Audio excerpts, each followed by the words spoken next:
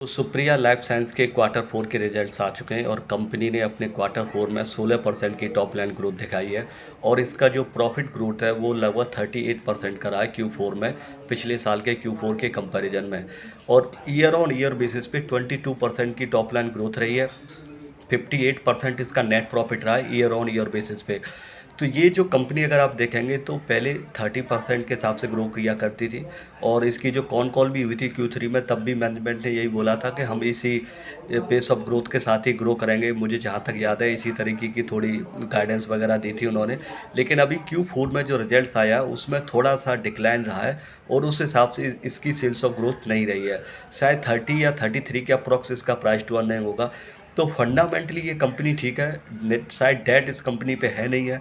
और return on equity ROC great अच्छी side में। और अभी नेट प्रॉफिट भी आप देखेंगे तो उस हिसाब से रिटर्न ऑन इक्विटी और ROC बेटर ही हुए हैं पहले से। लेकिन प्रॉब्लम जो Q4 में आई है वो टॉप लाइन ग्रोथ में आई है। तो 29 को एक बार इसकी कॉन कॉल होगी तो उसके बेसिस पर ही डिसीजन लिया जाएगा क्या बोलता है मैनेजमेंट फ्यूचर को लेके। क्योंकि मैं खुद इस कंपनी में इन्वेस्टेड हूँ। तो पिछले कुछ समय से थोड़ा रिटर्न भी कम ही आया है इस वाले शेयर में, काफ़ी डाउन सा रहा है, एक ही जोन में रिटर्न देता रहा है। तो एक बार 29 को इसकी मैं कॉन कॉल अटैम्प्ट कर लूँ, उसके बेसिस पे मैं अपना फ्यूचर डिसीजन इस पे लूँगा। क्योंकि अपने पास इससे भी बेहतर और अल्टरनेटिव है।